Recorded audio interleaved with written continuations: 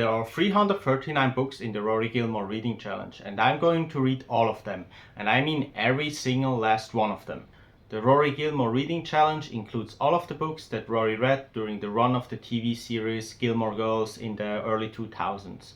Now, these could be books that she either mentioned, that she was shown on screen with, or that she mentioned during a conversation. And in total, those are 339 books. And I've always wanted to tackle those, so that's what we are going to do. The show was highly popular for integrating a lot of pop culture references, not only from movies but also from books, and a lot of them came from Rory Gilmore, who was the bookworm of the series. To add an additional element of surprise, I'm going to read the books in random order, so stay until the end of the video to find out what the next book is going to be that we are going to tackle. So our book today is One Flew Over the Cuckoo's Nest by Kesey. When we drew this book last week, I remember I heard of the title. I know that it's an absolute classic, it's very popular, and it has a movie with Jack Nicholson that is probably even more popular than the book. I'm not sure about it. But I was kind of relieved that it was gonna be a novel. I do enjoy reading novels usually, so I was looking forward to get into this. So One Flew Over the Cuckoo's Nest is written in the 1960s. It's set in the 1960s. So the book is about psychology, it's fiction. Basically, it's a story set in a mental institution that is run very strictly, harshly, and according to the rules by a strong-willed nurse, by Nurse Ratched, or the big nurse, what they call her.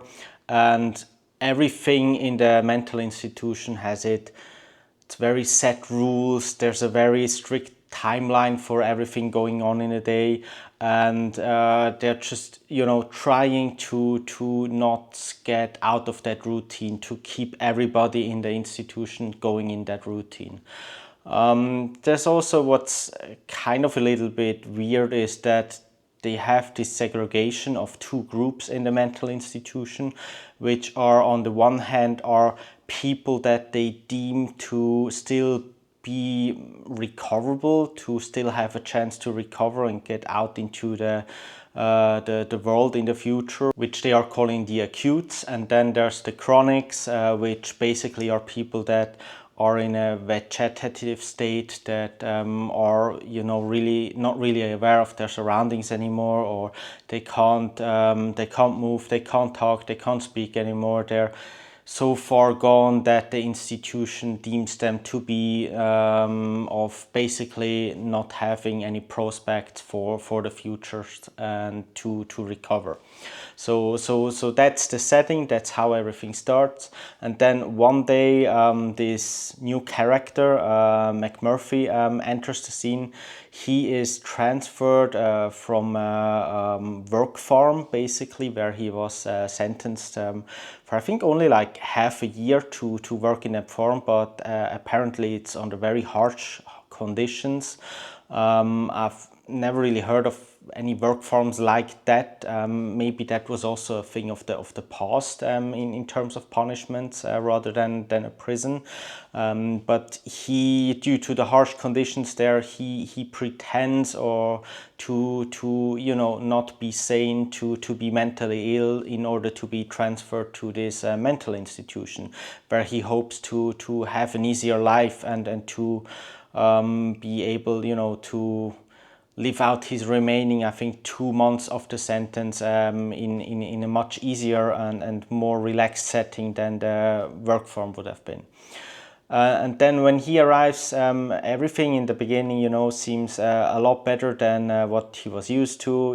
He gets nice food, he gets orange juice, he gets eggs, he can play cards, he's an avid gambler, he enjoys playing cards and gambling for money and betting on anything. So when he first arrives there, he does have a very positive view of and is quite proud that he has been able to trick people to make them believe that he actually is insane and that he can now be in this mental institution.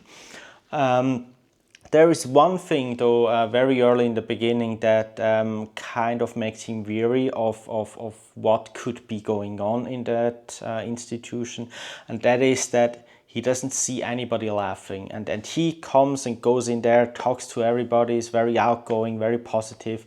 He is laughing out loud, and he somehow does not seem to be able to convince anybody to, join in and have a little bit of positivity and a little bit of joy in this situation. And then basically he slowly starts to realize that everything is being run by this big nurse, by the nurse Ratched, and her strict rules and her detailed planning. What is allowed, what is not allowed, what can they do, what can't they do, and he comes in and basically trying to start this power, this war of power, and trying to undermine her authority, and trying to get her on small things like changing the times for when they can watch TV, or having a separate room for playing cards where there's no music playing. And he's able to get ahead every now and then, because officially what the nurse and the institution and the doctors and everybody is saying, well, this is a democratic place, and you can vote on if you want any changes. The nurse basically is just always reminding people, oh, what could be the consequences if you do that, if you do this. And a lot of the people there have gone through that kind of experience and really had horrible experiences in there, and that's why they are not really immediately jumping on the bandwagon with McMurphy and trying to throw everything into disorder. But he does slowly get a group together. There is this sort of feeling of a brotherhood of people coming together and trying to overthrow the government of the strict power hungry nurse Ratched. But then what happens is that McMurphy slowly finds out what those potential consequences are. And this is during a time where I think in the US there's a slow change coming about on how to deal with mentally ill and how to treat people like this. And apparently I guess it's up to the 60s. I wouldn't be sure about the timeline, but before that, there have been in institutions like this, there often have been making use of hydrotherapy or shock therapy, electroshock therapy, and even worse operations than those are, and a lot of the people in there are afraid of these things happening. Some of them had them happen to them, and McMurphy slowly finds that out, and then he starts to pull back. And then there is this sort of break in between, but due to the nature of McMurphy and the other patients in the hospital now also pushing for change, there is this power fight and starting again, and it's getting more and more out of control, leading to situations where there's just no going back anymore. And that has a lot of consequences for many people in the institution. For me personally, the book obviously it's a very provocative story. It's very deep and heavy, and it makes you think about a lot of things. For me, the story basically was, I would say, moving a little bit slow. If you look at it, I mean, it's still like 300 something pages, and in terms of story and actual activities or things happening, there's not that much going on, because of the way that the book is also narrated and told. So the book is basically told through the memories and through the story of one half Native American patient of the institution. He has been there for the longest period of the current patients living there, and he is telling this from his view as an observer, and people, because he made them believe that, you know, he's mute and he's deaf, and so he's basically watching from the sidelines, and he hears a lot of things also from the nurse and the doctors talking, because they think he cannot understand him. But then what happens is, yes, he observes, he tells what is happening, but he often goes into these dreams and nightmares that just, you know, you switch back and forth between dreams, nightmares, and the present actions happening, that it's sometimes very difficult to understand what is going on. And for me, especially those dream sequences, they have been very rough to read. I don't see I see confusion in these sequences, but I don't think they would have to be that long for me to understand that this person has gone through a lot. But for me, it was very difficult to read. Also, I guess a little bit because of the language of that time. I don't think I have read a book before from that period and using that special lingo and vocabulary of that time period. A lot of it would be considered very offensive nowadays, that is in this book.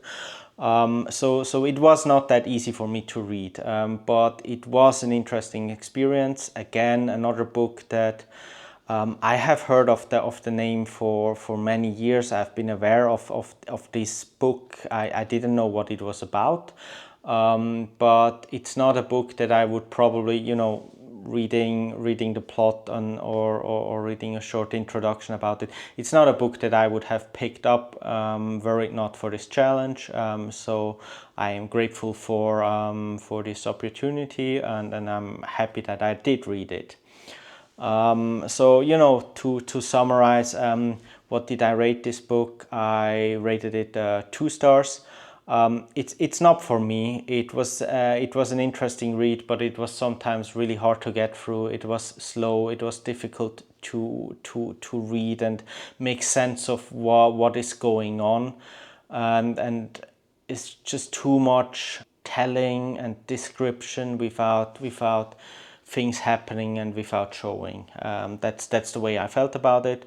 So from me, that's 2 out of 5 stars for One Flew Over the Cuckoo's Nest by Kesey. Okay, so we are 2 books down, 337 books to go. Let's see what the next book in the challenge will be. I have my spinning wheel here with 337 books left.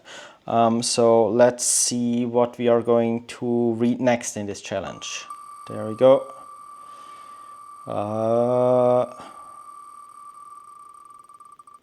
What do we get? We get The Wizard of Oz by Frank L. Baum. Of course, I've heard of The Wizard of Oz. I've never read the story. I've never seen the movie. I guess that's a knowledge gap if I would have grown up in the US, but here in Europe it's just not that popular of a story, but I'm really looking forward to that. So in the next video we are going to read The Wizard of Oz. See you then!